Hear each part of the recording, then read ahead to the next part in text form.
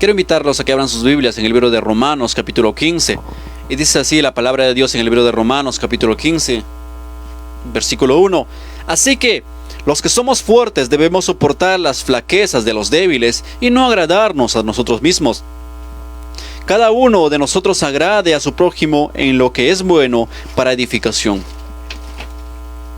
Hay algo muy importante entre los mandamientos del Señor, el cual es lo más importante, es lo segundo más importante se puede decir, que es amar a nuestro prójimo, que es el segundo mandamiento, el cual Jesús resumió los 10 mandamientos en 2 mandamientos, y el segundo de ellos es amarás a tu prójimo como a ti mismo.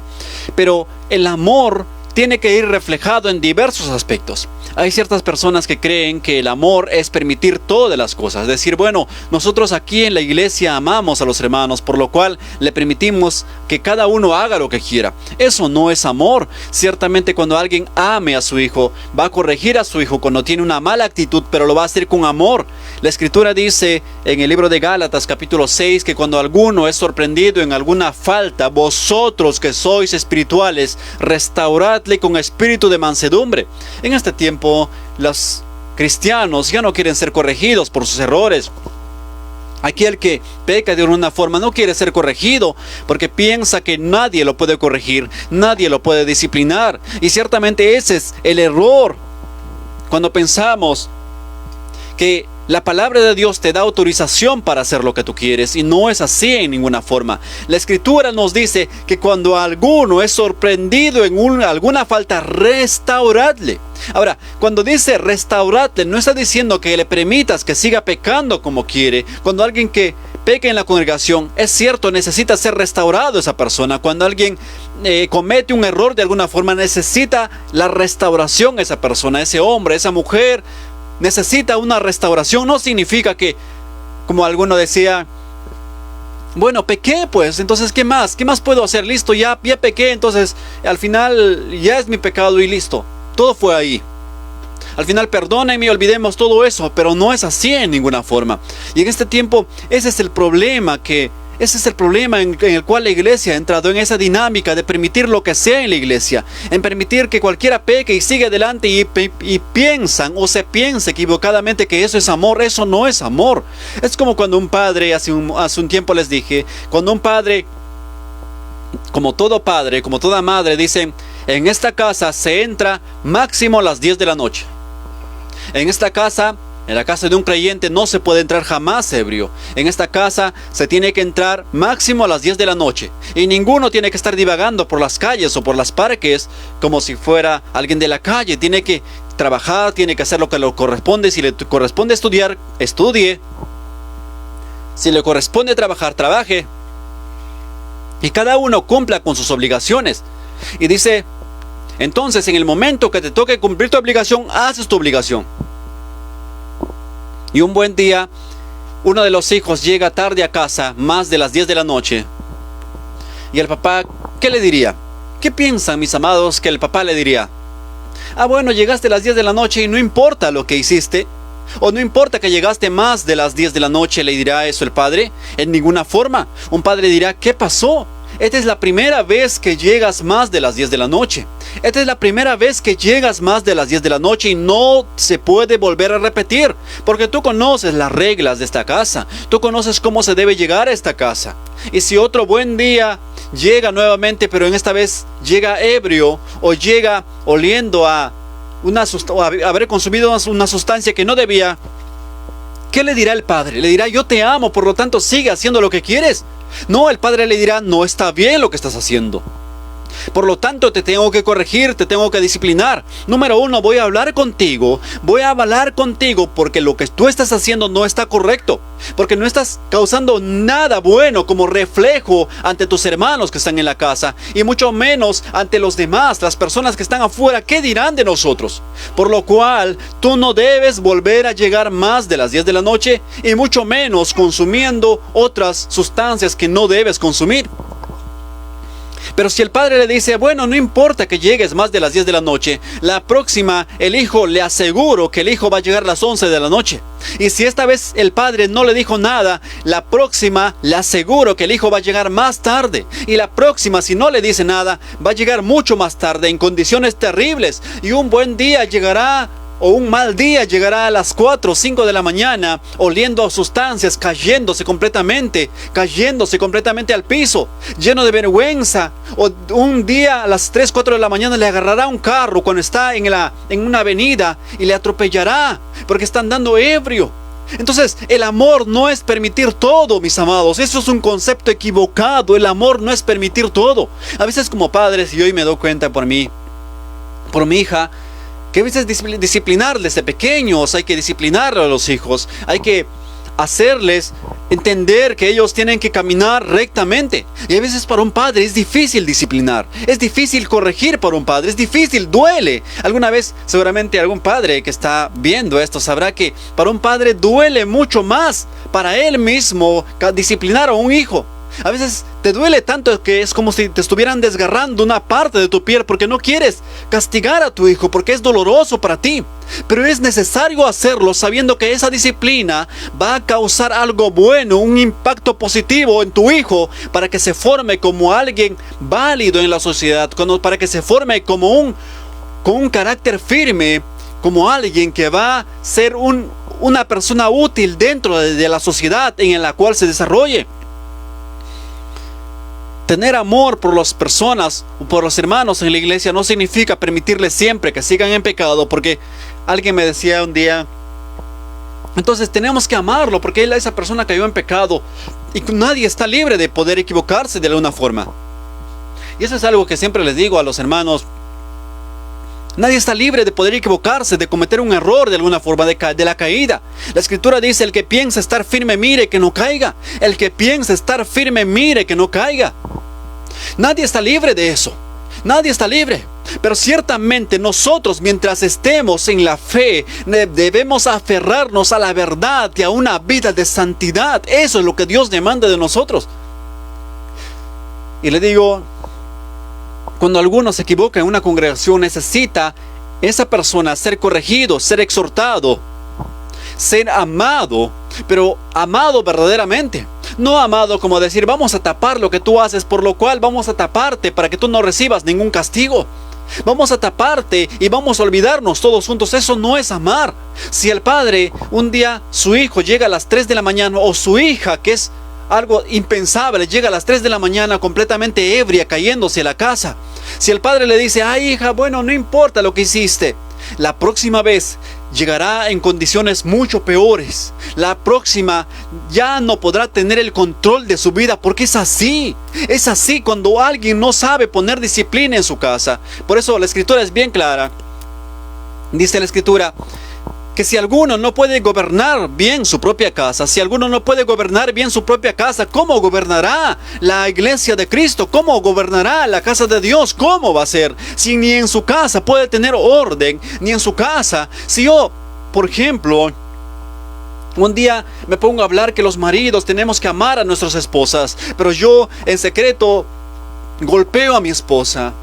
Yo en secreto hago cosas que no debo hacer. ¿De qué serviría todo lo que yo diga?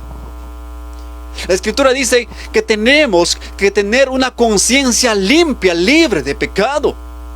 Tenemos que caminar en una vida santa. Esto es lo que parece muy duro para muchas personas y a muchas personas no les agrada, pero es así. La escritura nos ha llamado a una nueva vida. La escritura dice, de modo que si alguno está en Cristo, nueva criatura es. Las cosas viejas pasaron y aquí todas son hechas nuevas. Por lo cual, cuando alguien comete un error en la iglesia, dice, vosotros que sois espirituales, restauradle. Restaurar no es tapar lo que él haga para decir, bueno, no importa lo que hiciste. Olvidemos y sigamos adelante. Esto no es restaurar, porque si esa persona, un joven, una joven o alguien en la congregación dijo, bueno, esta vez caí en pecado y parece que nadie me dijo nada en la iglesia, ¿no? Y nadie me dice nada, y yo sigo cantando como siempre, y yo de vez en cuando todavía me atrevo como que a predicar y todo eso, parece que nadie me dice nada. Entonces no va a pasar nada. y lo va a volver a hacer otra vez.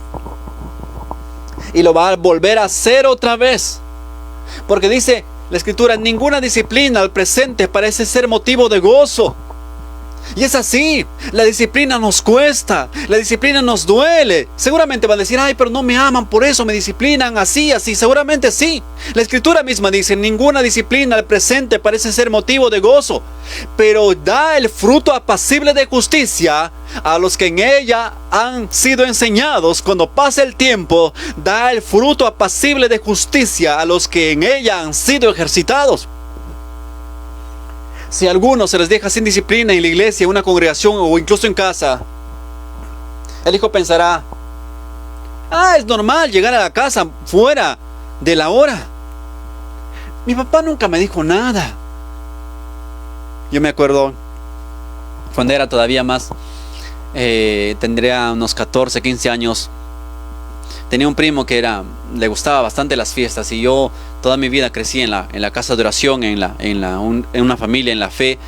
Entonces yo tenía curiosidad por saber qué pasaba en una fiesta. Yo tenía curiosidad por ver qué cosa acontecía en una fiesta, cómo era cuando iban allí, un grupo cantaba y todo eso.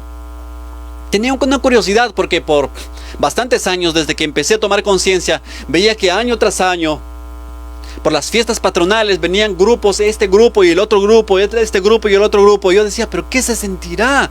¿Qué se sentirá ir allí a esa fiesta cuando están cantando y ver a esa cantante o el cantante que está presentándose en el escenario? ¿Qué se sentirá? Decía yo cuando tenía unos 14, 15 años, 16 tal vez, no recuerdo bien.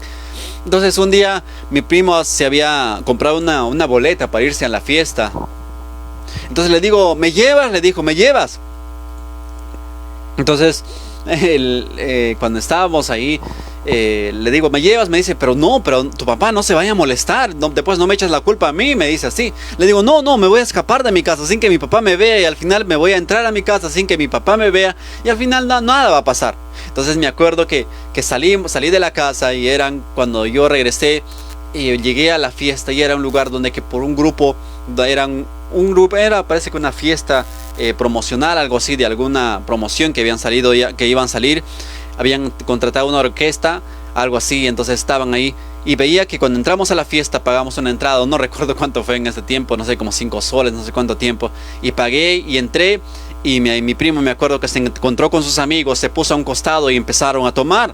Y yo decía, ¿pero qué hago acá? Y yo ni siquiera tenía la mínima intención de tomar. Y veía por otro grupo, y en otro grupo tomando, y veía por otro grupo tomando y fumando. Y yo decía, ¿pero qué hago aquí? Yo no aguanto más.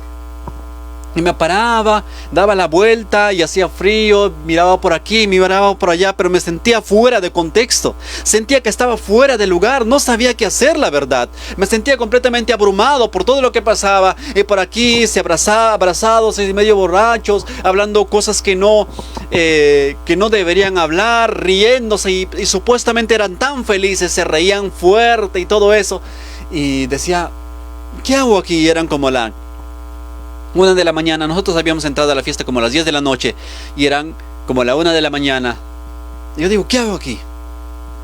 Y salí, me acuerdo, ya me fui a mi casa, y yo en eso estoy por entrar en la puerta, y veo a mi papá que estaba en el balcón de allí de la casa, y justo me estaba viendo.